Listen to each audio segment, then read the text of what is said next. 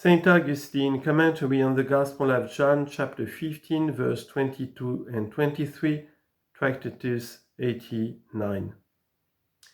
The Lord had said above to his disciples, "If they have persecuted me, they will also persecute you. If they have kept my saying, they will keep yours also. But all these things will they do unto you for my name's sake, because they know not him that sent me." And if we inquire of whom he so spoke, we find that he was led on to these words from what he had said before: "If the world hate you, know you that it hated me before it hated you." And now in adding, "If I had not come and spoken unto them, they had not had sin," he more expressly pointed to the Jews. Of them therefore he also uttered the words that precede, for so does the context itself imply. For it is of the same parties that he said, "If I had not come and spoken unto them, they had not had sin," of whom he also said, "If they have persecuted me, they will also persecute you. If they have kept my saying, they will keep yours also. But all these things will they do unto you for my name's sake, because they know not him that sent me." For it is to these words that he also subjoins the following: "If I had not come and spoken unto them, they had not had sin." The Jews therefore persecuted Christ, as the Gospel very clearly indicates, and Christ spoke to the Jews, not to other nations, and it is they therefore that he meant to be understood by the world that hates Christ and his disciples, and indeed not those alone, but even these latter were shown by him to belong to the same world. What then does he mean by the words, "If I had not come and spoken unto them, they had had no sin"? Was it that the Jews were without sin before Christ came to them in the flesh? Who, though he were the greatest fool, would say so? But it is some great sin, and not every sin, that he would have to be understood, as it were, under the general designation. For this is the sin wherein all sins are included, and whosoever is free from it has all his sins forgiven him. And this it is that they believed not on Christ, who came for the very purpose of enlisting their faith. From this sin, had he not come, they would certainly have been free.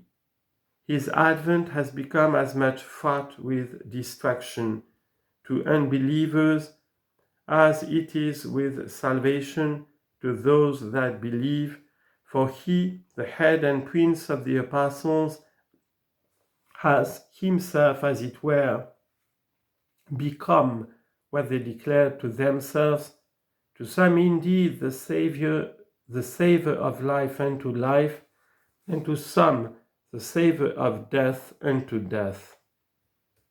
2 Corinthians chapter 2, verse 16.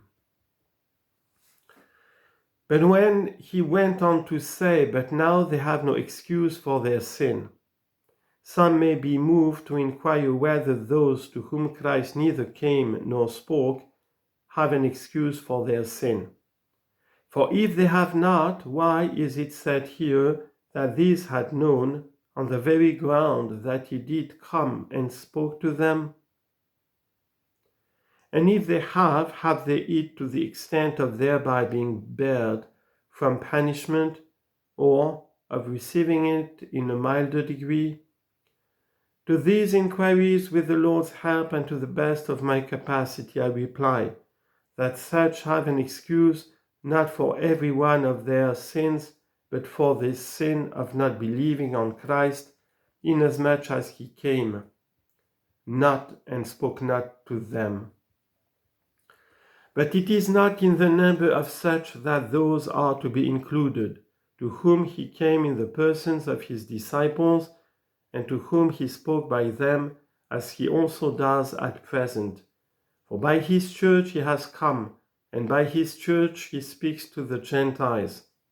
For to this are to be referred the words that he spoke, He that receives you receives me.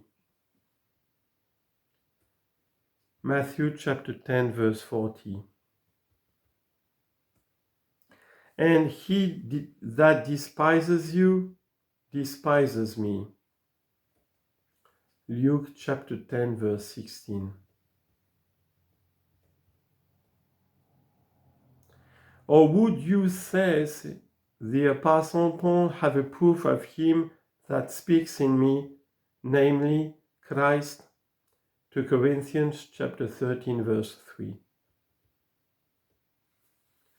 It remains for us to inquire whether those who, prior to the coming of Christ in his church to the Gentiles and to their hearing of his gospel, have been or are now being overtaken by the close of this life, can have such an excuse? Evidently they can, but not on that account can they escape damnation. For as many as have sinned without the law shall also perish without the law, and as many as have sinned in the law shall be judged by the law. Romans chapter 2, verse 12. And these words of the apostle, inasmuch as he is saying, they shall perish, has a more terrible sound than when he says, they shall be judged, seem to show that such an excuse can not only avail them nothing, but even becomes an additional aggravation. For those that excuse themselves because they did not hear shall perish without the law. But it is also a worthy subject of inquiry whether those who met the words they heard with contempt and even with opposition, and that not merely by contradicting them, but also by persecuting in their hatred those from whom they heard them, are to be reckoned among those in regard to whom the words they shall be judged by the law convey somewhat of a milder sound. But if it is one thing to perish without the law, and another to be judged by the law, and the former is the heavier, the latter the lighter punishment, such without a doubt are not to have their place assigned in that lighter measure of punishment.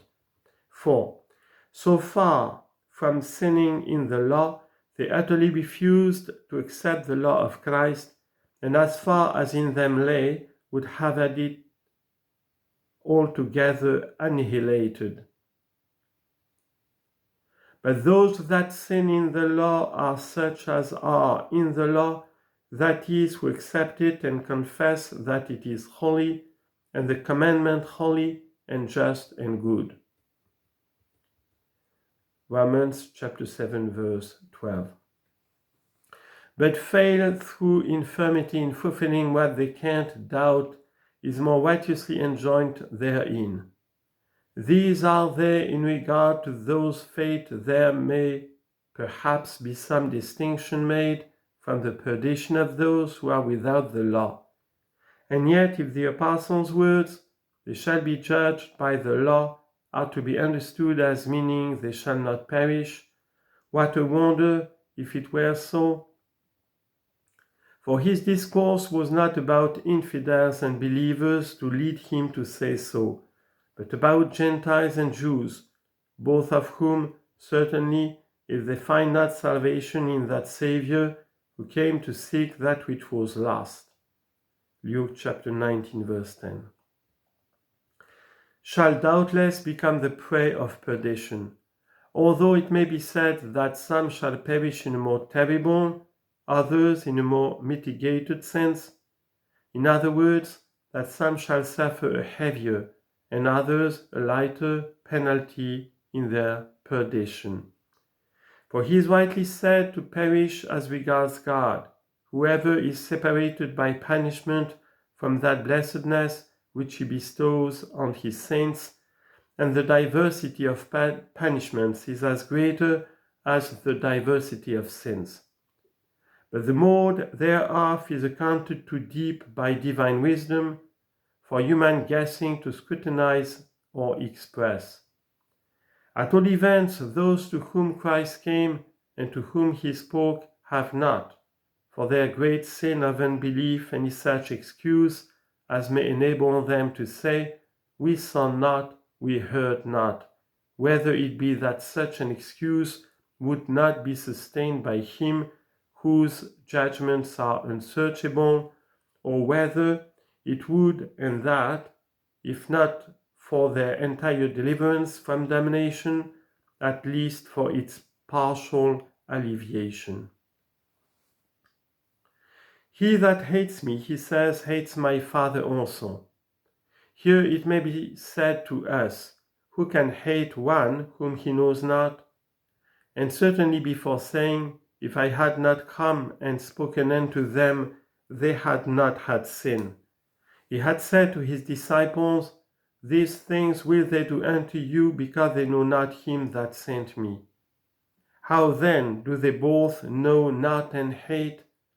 For if the notion they have formed of him is not that which he is in himself, but some unknown conjecture of their own, then certainly it is not himself they are found to hate, but that figment which they devise, or rather suspect in their error.